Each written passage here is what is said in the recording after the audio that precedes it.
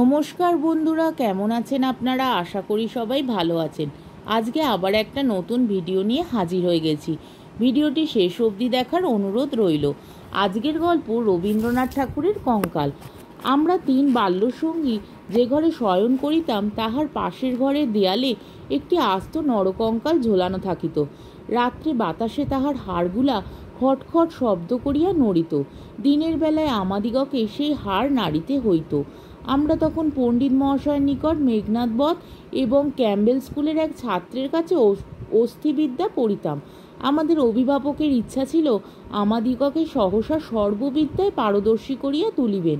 তাহার অভিপ্রায় কতদূর সফল হইয়াছে যাহারা আমাদিগকে জানেন তাহাদের নিকট প্রকাশ করা বাহুল্য, এবং যাহারা জানেন না তাহাদের নিকট গোপন করাই শ্রেয়। তাহার পর বহুকাল অতীত হইয়াছে। ইতিমধ্যে সেই ঘর হইতে কঙ্কাল এবং আমাদের মাথা হইতে অস্থিবিদ্যা কোথায় স্থানান্তরিত হইয়াছে অন্বেষণ করিয়া জানা যায় না। অল্পদিন হইল, একদিন রাত্রে কোনো কারণে অন্যত্র স্থানাভাব হওয়াতে আমাকে সেই ঘরে শয়ন করিতে হয়।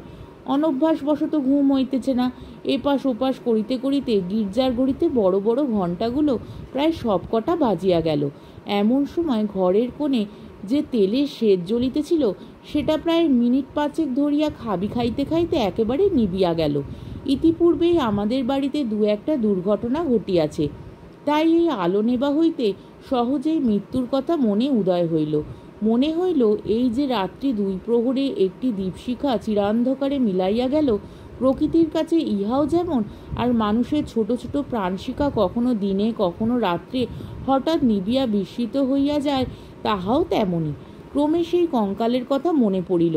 তাহার জীবিতকালের বিষয় কল্পনা করিতে করিতে সহসা মনে হইল একটি চেতন পদার্থ অন্ধকারে ঘরের দেয়াল হাতড়াইয়া আমার মশারির চারিদিকে ঘুরিয়া ঘুরিয়া বেড়াইতেছে। তাহার ঘন ঘন নিঃশ্বাসের শব্দ শোনা যাইতেছে। সে যেন কি খুঁজিতেছে, পাইতেছে না, এবং দ্রুততর বেগে ঘরময় প্রদক্ষিণ করিতেছে। নিশ্চয়ই বুঝিতে পারিলাম সমস্তই আমার নিদ্রাহীন উষ্ণ মস্তিষ্কের কল্পনা, এবং আমারই মাথার মধ্যে বোঁ বোঁ করিয়া যে রক্ত ছুটিতেছে তাহারই দ্রুত পদশব্দের মতো শুনাইতেছে। কিন্তু তবু গা ছমছম করিতে লাগিল। জোর করিয়া এই অকারণ ভয় ভাঙিবার জন্য বলিয়া উঠিলাম, কে ও? পদশব্দ আমার মশারির কাছে আসিয়া থামিয়া গেল, এবং একটা উত্তর শুনিতে পাইলাম, আমি। আমার সেই কঙ্কালটা কোথায় গেছে তাই খুঁজিতে আসিয়াছি। আমি ভাবিলাম নিজের কাল্পনিক সৃষ্টির কাছে ভয় দেখানো কিছু নয়। পাশবালিশটা সবলে আঁকড়াইয়া ধরিয়া চিরপরিচিতর মতো অতি সহজ সুরে বলিলাম, এই দুপুর রাত্রে বেশ কাজটি বাহির করিয়াছ, তা সে কঙ্কালে এখন আর তোমার আবশ্যক? অন্ধকারে মশারির অত্যন্ত নিকট হইতে উত্তর আসিল, বলো কি? আমার বুকের হাড় যে তাহারই মধ্যে ছিল, আমার 26 বৎসরের যৌবন যে তাহার চারিদিকে বিকশিত হইয়াছিল। একবার দেখিতে ইচ্ছা করে না? আমি তৎক্ষণাৎ বলিলাম, হ্যাঁ, কথাটা সঙ্গত বটে, তা তুমি সন্ধান করোগে যাও, আমি একটু ঘুমাইবার চেষ্টা করি। সে বলিল, তুমি একলা বুঝি? তবে একটু বসি, একটু গল্প করা যাক। 35 বৎসর পূর্বে আমিও মানুষের কাছে বসিয়া মানুষের সঙ্গে গল্প করিতাম। এই 35টা বৎসর আমি কেবল শ্মশানের বাতাসে হু হু করিয়া বেড়াইয়াছি। আজ তোমার কাছে বসিয়া আর একবার মানুষের মতো করিয়া গল্প করি। অনুভব করিলাম আমার মশারির কাছে কে বসিল। নিরুপায় দেখিয়া আমি বেশ একটু উৎসাহের সহিত বলিলাম, সেই ভালো, যাহাতে মন বেশ প্রফুল্ল হইয়া ওঠে এমন একটা কিছু গল্প বলো। সে বলিল, সবচেয়ে মজার কথা যদি শুনতে চাও তো আমার জীবনের কথা বলি। গির্জার ঘড়িতে ঢং ঢং করিয়া 2টা বাজিল। যখন মানুষ ছিলাম এবং ছোট ছিলাম তখন এক ব্যক্তিকে জমের মতো ভয় করিতাম। তিনি আমার স্বামী। মাছকে বড়শির দিয়া ধরিলে তাহার যেমন মনে হয় আমারও সেই রূপ মনে হইত। অর্থাৎ কোনো এক সম্পূর্ণ অপরিচিত জীব যেন বড়শিতে গাঁথিয়া আমাকে আমার স্নিগ্ধ গভীর জন্ম জলাশয় হইতে টান মারিয়া ছিনিয়া লইয়া যাইতেছে। কিছুতে তাহার হাত হইতে পরিত্রাণ নাই। বিবাহের 2 মাস পরে আমার স্বামীর মৃত্যু হইল, এবং আমার আত্মীয় স্বজনেরা আমার হইয়া অনেক বিলাপ পরিতাপ করিলেন। আমার শ্বশুর অনেকগুলি লক্ষণ মিলাইয়া দেখিয়া শাশুড়িকে কহিলেন, শাস্ত্রে যাহাকে বলে বিষকন্যা, এ মেয়েটি তাই। সে কথা আমার স্পষ্ট মনে আছে। শুনিতেছ কেমন লাগিতেছে? আমি বলিলাম, বেশ, গল্পের আরম্ভটা বেশ মজার, তবে শোনো। আনন্দে বাপের বাড়ি ফিরিয়া আসিলাম। ক্রমে বয়স বাড়িতে লাগিল। লোকে আমার কাছে লুকাইতে চেষ্টা করিত, কিন্তু আমি নিজে বেশ জানিতাম আমার মতো রূপসী এমন যেখানে সেখানে পাওয়া যায় না। তোমার কি মনে হয়? খুব সম্ভব, কিন্তু আমি তোমাকে কখনো দেখি নাই। দেখো নাই কেন? আমার সেই কঙ্কাল? আমি ঠাট্টা করিতেছি। তোমার কাছে কি করিয়া প্রমাণ করিব যে এই দুটো শূন্য চক্ষু কোঠরের মধ্যে বড় বড় টানা দুটি কালো চোখ ছিল এবং রাঙা ঠোঁটের উপরে যে মৃদু হাসিটুকু মাখানো ছিল? এখনকার অনাবৃত দন্তসার বিকট হাস্যের সঙ্গে তার কোনো তুলনাই হয় না। এবং সেই কয়খানা দীর্ঘ শুষ্ক অস্থিখণ্ডের উপর এত লালিত্য, এত লাবণ্য, যৌবনের এত কঠিন কোমল নিটোল পরিপূর্ণতা প্রতিদিন প্রস্ফুটিত হইয়া উঠিতেছিল।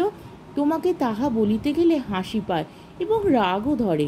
আমার সেই শরীর হইতে যে অস্থিবিদ্যা শেখা যাইতে পারে তাহা তখনকার বড় বড় ডাক্তারেরাও বিশ্বাস করিত না। আমি জানি একজন ডাক্তার তাহার কোনো বিশেষ বন্ধুর কাছে আমাকে কনক চাপা বলিয়াছিলেন।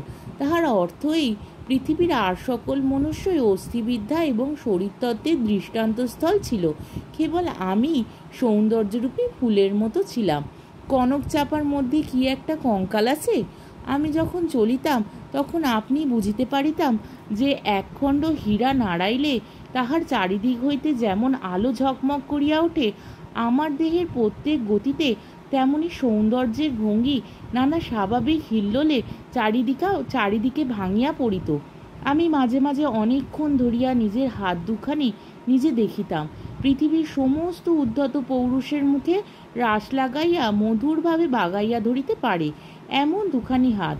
সুভদ্রা যখন অর্জুনকে লইয়া দীপ্তভঙ্গিতে আপনার বিজয়রথ বিস্মিত তিন লোকের মধ্যে দিয়া চালাইয়া লইয়া গিয়াছিলেন, তাহার বোধ করি এইরূপ দুখানি অস্থূল সুডোল বাহু, আরক্ত করতল এবং লাবণ্য শিখার মতো অঙ্গুলি ছিল।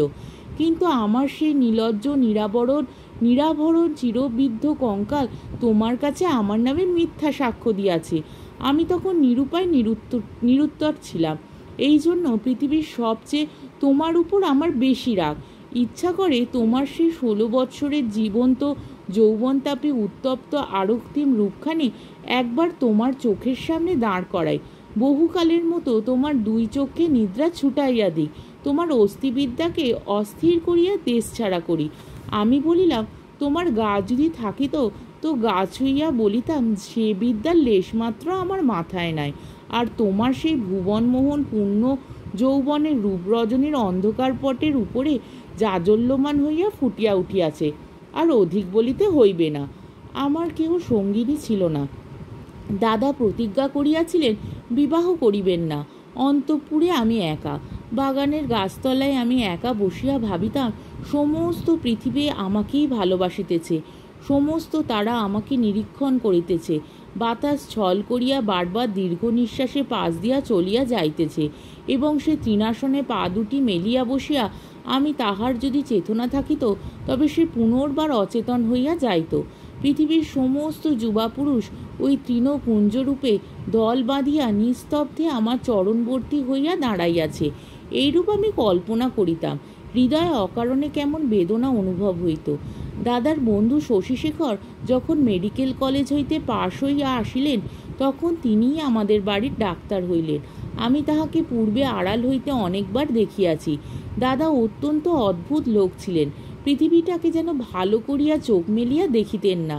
সংসারটা যেন তাহার পক্ষে যথেষ্ট ফাঁকা নয়, এই জন্য সরিয়া সরিয়া একেবারে প্রান্তে গিয়া আশ্রয় লইয়াছেন। তাহার বন্ধুর মধ্যে এক শশীশেখর। এই জন্য বাইরের যুবকদের মধ্যে আমি এই শশীশেখরকেই সর্বদা দেখিতাম, এবং যখন আমি সন্ধ্যাকালে পুষ্প তরুতলে সাম্রাজ্ঞীর আসন গ্রহণ করিতাম তখন পৃথিবীর সমস্ত পুরুষ জাতি শশীশেখরের মূর্তি ধরিয়া আমার চরণাগত হইত। শুনিতেছ কি মনে হইতেছে? আমি সনিশ্বাসে বলিলাম, মনে হইতেছে শশীশেখর হইয়া জন্মিলে বেশ হইত। আগে সবটা শোনো। একদিন বাতলার দিনে আমার জ্বর হইয়াছে, ডাক্তার দেখিতে আসিয়াছেন। সেই প্রথম দেখা। আমি জানলার দিকে মুখ করিয়াছিলাম। সন্ধ্যার লাল আভাটা পড়িয়া রুগ্ন মুখের বিবর্ণতা যাহাতে দূর হয় ডাক্তার যখন ঘরে ঢুকিয়া আমার মুখের দিকে একবার চাহিলেন, তখন আমি মনে মনে ডাক্তার হইয়া কল্পনায় নিজের মুখের দিকে চাহিলাম। সেই সন্ধ্যালোকে কোমল বালিশের উপরে একটি ঈষৎ ক্লিষ্ট কুসুম পেলব মুখ অসংযমিত চূর্ণকুন্তল ললাটের উপর আসিয়া পড়িয়াছে এবং লজ্জায় আনমিত বড় বড় চোখের পল্লব কপোলের উপর ছায়া বিস্তার করিয়াছে। ডাক্তার নম্র মৃদুস্বরে দাদাকে বলিলেন, একবার হাতটা দেখিতে হইবে। আমি গাত্রা বরানের ভিতর হইতে ক্লান্ত সুগোল হাতখানি বাহির করিয়া দিলাম। একবার হাতের দিকে চাহিয়া দেখিলাম, যদি নীলবর্ণ কাঁচের চুড়ি পরিতে পারিতাম তো আরও বেশ মানাইত। রোগীর হাত লইয়া নাড়ি দেখিতে ডাক্তারের এমন ইতস্তত ইতিপূর্বে কখনো দেখি নাই। অত্যন্ত অসংলগ্নভাবে কম্পিত অঙ্গুলিতে নাড়ি দেখিলেন। তিনি আমার জ্বরের উত্তাপ বুঝিলেন। আমিও তাহার অন্তরের নারী কিরূপ চলিতেছে কতকটা আভাস পাইলাম। বিশ্বাস হইতেছে না? আমি বলিলাম, অবিশ্বাসের কোনো কারণ দেখিতেছি না।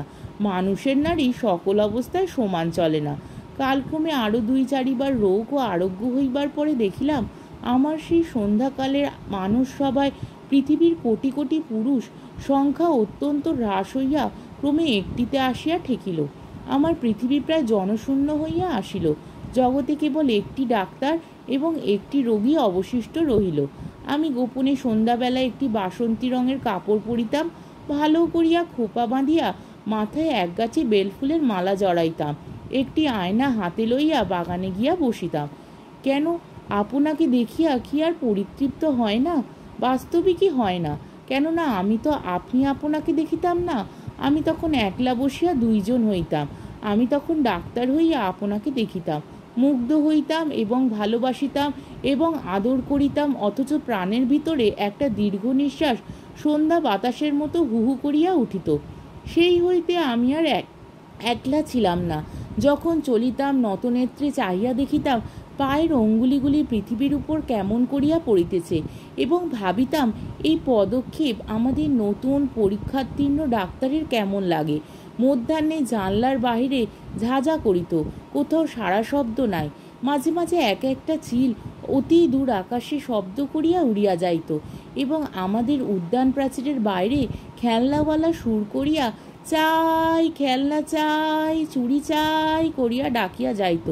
আমি একখানি ধবধবে চাদর পাতিয়া নিজের হাতে বিছানা করিয়া শয়ন করিতাম। একখানি অনাবৃত বাহু কোমল বিছানার উপরে যেন অনাদরে মেলিয়া দিয়া ভাবিতাম, এই হাতখানি এমনই ভঙ্গিতে কে যেন দেখিতে পাইল, কে যেন 2খানি হাত দিয়া তুলিয়া লইল, কে যেন ইহার আরক্ত করতলের উপর একটি চুম্বন রাখিয়া দিয়া আবার ধীরে ধীরে ফিরিয়া যাইতেছে। মনে করো, এইখানে গল্পটা যদি শেষ হয় তাহা হইলে কেমন হয়? আমি বলিলাম, মন্দ হয় না, একটু অসম্পূর্ণ থাকে বটে, কিন্তু সেইটুকু আপন মনে পূরণ করিয়া লইতে বাকি রাতটুকু বেশ কাটিয়া যায়। কিন্তু তাহা হইলে গল্পটা যে বড় গম্ভীর হইয়া পড়ে। ইহার উপহাসটুকু থাকে কোথায়? ইহার ভেতরকার কঙ্কালটা তাহার সমস্ত দাঁতকটি মেলিয়া দেখা দেয় কই? তারপরে শোনো। একটুখানি পসার হইতে আমাদের বাড়ির একতলায় ডাক্তার তাহার ডাক্তারখানা খুলিলেন। তখন আমি তাহাকে মাঝে মাঝে হাসিতে হাসিতে ঔষধের কথা, বিষের কথা, কি করিলে মানুষ সহজে মরে, এই সকল কথা জিজ্ঞাসা করিতাম। ডাক্তারি কথায় ডাক্তারের মুখ খুলিয়া যাইত। শুনিয়া শুনিয়া মৃত্যু যেন পরিচিত ঘরের লোকের মতো হইয়া গেল। ভালোবাসা এবং মরণ, কেবল এই দুটোকেই পৃথিবীময় দেখিলাম। আমার গল্প প্রায় শেষ হইয়া আসিয়াছে, আর বড় বাকি নাই। আমি মৃদুস্বরে বলিলাম, রাত্রিও প্রায় শেষ হইয়া আসিল। কিছুদিন হইতে দেখিলাম ডাক্তারবাবু বড় অন্য মনস্ক এবং আমার কাছে যেন ভারী অপ্রতিভ। একদিন দেখিলাম তিনি কিছু বেশি রকম সাজসজ্জা করিয়া দাদার কাছে তাহার জুড়ি ধার লইলেন। রাত্রে কোথায় যাইবেন? আমি আর থাকিতে পারিলাম না। দাদার কাছে গিয়া নানা কথার পর জিজ্ঞাসা করিলাম, হ্যাঁ দাদা, ডাক্তারবাবু আর জুড়ি লইয়া কোথায় যাইতেছেন? সংক্ষেপে দাদা বলিলেন, মরিতে। আমি বলিলাম, না, সত্য করিয়া বলো না। তিনি পূর্বাপেক্ষা কিঞ্চিৎ খোলসা করিয়া বলিলেন, বিবাহ করিতে। আমি বলিলাম, সত্য নাকি? বলিয়া অনেক হাসিতে লাগিলাম। অল্পে অল্পে শুনিলাম এই বিবাহে ডাক্তার আর 12,000 টাকা পাইবেন। কিন্তু তাহার কাছে এ সংবাদ গোপন করিয়া আমাকে অপমান করিবার তাৎপর্য কি? আমি কি তাহার পায়ে ধরিয়া বলেছিলাম যে এমন কাজ করিলে আমি বুক ফাটিয়া মরিব? পুরুষদের বিশ্বাস করিবার জো নাই। পৃথিবীতে আমি একটিমাত্র পুরুষ দেখিয়াছি এবং এক মুহূর্তে সমস্ত জ্ঞান লাভ করিয়াছি। ডাক্তার রোগী দেখিয়া সন্ধ্যার পূর্বে ঘরে আসিলে আমি প্রচুর পরিমাণে হাসিতে হাসিতে বলিলাম, কি ডাক্তার মহাশয়, আজ নাকি আপনার বিবাহ? আমার প্রফুল্লতা দেখিয়া ডাক্তার যে কেবল অপ্রতিভ হইলেন তাহা নয়, ভারী বিমর্ষ হইয়া গেলেন। জিজ্ঞাসা করিলাম, বাজনা বাদ্য কিছু নাই যে? শুনিয়া তিনি ঈষৎ একটু নিঃশ্বাস ফেলিয়া বলিলেন, বিবাহ ব্যাপারটা কি এতই আনন্দের? শুনিয়া আমি হাসিয়া অস্থির হইয়া গেলাম। এমন কথাও কখনো শুনি নাই। আমি বলিলাম, সে হইবে না, বাজনা চাই, আলো চাই। দাদাকে এমনই ব্যতিব্যস্ত করিয়া তুলিলাম যে দাদা তখনই রীতিমতো উৎসবের আয়োজনে প্রবৃত্ত হইলেন। আমি কেবলই গল্প করিতে লাগিলাম। বধূ ঘরে আসিলে কি হইবে, কি করিব জিজ্ঞাসা করিলাম। আচ্ছা ডাক্তার মহাশয়, তখনও কি আপনি রোগীর নাড়ি টিপিয়া বেড়াইবেন? যদিও মানুষের বিশ্বত পুরুষের মন দৃষ্টিগোচর নয়, তবু আমি শপথ করিয়া বলিতে পারি কথাগুলি ডাক্তারের বুকে শেলের মতো বাজিতেছিল। অনেক রাত্রে লগ্ন। সন্ধ্যাবেলায় ডাক্তার ছাতের উপর বসিয়া দাদার সহিত 2-1 পাত্র মদ খাইতেছিলেন। এই দুইজনেই এই অভ্যেসটুকু ছিল। ক্রমে আকাশে চাঁদ উঠিল। আমি হাসিতে হাসিতে আসিয়া বলিলাম, ডাক্তার মহাশয় ভুলিয়া গেলেন নাকি? যাত্রার যে সময় হইয়াছে। এইখানে একটা সামান্য কথা বলা আবশ্যক। ইতিমধ্যে আমি গোপনে ডাক্তারখানায় গিয়া খানিকটা গুড়া সংগ্রহ করিয়া আনিয়াছিলাম এবং সেই গুড়ার কিয়দংশ সুবিধা মতো অলক্ষিতে ডাক্তারের গ্লাসে মিশাইয়া দিয়াছিলাম। কোন গুড়া খাইলে মানুষ মরে ডাক্তারের কাছে শিখিয়াছিলাম। ডাক্তার এক চুমুকে গ্লাসটি শেষ করিয়া কিঞ্চিৎ আর্দ্র গদগদ কণ্ঠে আমার মুখের দিকে মর্মান্তিক দৃষ্টিপাত করিয়া বলিলেন, তবে চলিলাম। বাঁশি বাজিতে লাগিল। আমি একটি বারাণসী শাড়ি পরিলাম। যতগুলি গয়না সিন্ধুকে তোলা ছিল সবগুলি বাহির করিয়া পরিলাম। সিঁথিতে বড় করিয়া সিঁদুর দিলাম। আমার সেই বকুলতলায় বিছানা পাতিলাম। বড় সুন্দর রাত্রি, ফুটফুটে জ্যোৎস্না, সুপ্ত জগতের ক্লান্তি হরণ করিয়া দক্ষিণে বাতাস বইতেছে। জুঁই আর বেলফুলের গন্ধে সমস্ত বাগান আমোদ করিয়াছে। বাঁশির শব্দ যখন ক্রমে দূরে চলিয়া গেল, জ্যোৎস্না যখন অন্ধকার হইয়া আসিতে লাগিল, এই তরুপল্লব এবং আকাশ এবং আজন্মকালে ঘরদুয়ার লইয়া পৃথিবী যখন আমার চারিদিক হইতে মায়ার মতো মিলাইয়া যাইতে লাগিল, তখন আমি নেত্র নিমীলন করিয়া হাসিলাম। ইচ্ছা ছিল যখন লোকে আসিয়া আমাকে দেখিবে তখন এই হাসিটুকু যেন রঙিন নেশার মতো আমার ঠোঁটের কাছে লাগিয়া থাকে। ইচ্ছা ছিল যখন আমার অনন্ত রাত্রির বাসর ঘরে ধীরে ধীরে প্রবেশ করিব তখন এই হাসিটুকু এখান হইতে মুখে করিয়া লইয়া যাইব। কোথায় বাসর ঘর? আমার সে বিবাহের বেশ কোথায়? নিজের ভিতর হইতে একটা খটখট শব্দে জাগিয়া দেখিলাম আমাকে লইয়া 3টি বালক অস্থিবিদ্যা শিখিতেছে। বুকের যেখানে সুখ দুঃখ ধুকধুক করিত এবং যৌবনের পাপড়ি প্রতিদিন একটি একটি করিয়া প্রস্ফুটিত হইত, সেইখানে বেত্র নির্দেশ করিয়া কোন অস্থির কি নাম মাস্টার শিখাইতেছে। আর সেই যে অন্তিম হাসিটুকু ওষ্ঠের কাছে ফুটাইয়া তুলিয়াছিলাম তাহার কোনো চিহ্নই দেখিতে পাইয়াছিলে কি? গল্পটা কেমন লাগিল? আমি বলিলাম, গল্পটি বেশ প্রফুল্লকর। এমন সময় প্রথম কাক ডাকিল। জিজ্ঞাসা করিলাম, এখনো আছো কি? কোনো উত্তর পাইলাম না। ঘরের মধ্যে ভোরের আলো প্রবেশ করিল। আজকের গল্পটি এইখানেই শেষ হলো। আমার ভিডিওটি যদি আপনাদের ভালো লেগে থাকে তাহলে আমাকে কমেন্টের মাধ্যমে আপনাদের মতামত অবশ্যই জানাবেন এবং আমার ভিডিওটিকে লাইক ও শেয়ার করার ও আমার চ্যানেলটিকে সাবস্ক্রাইব করারও অনুরোধ রইল। তাহলে আজকের ভিডিওটা এই অবধি। পরের দিন আবার অন্য কোনো গল্প নিয়ে হাজির হয়ে যাব। ততক্ষণ পর্যন্ত আপনারা সবাই ভালো থাকবেন, সুস্থ থাকবেন, সাবধানে থাকবেন এবং আমার ভিডিওটি দেখতে থাকবেন। তাহলে আজকে আসি, নমস্কার।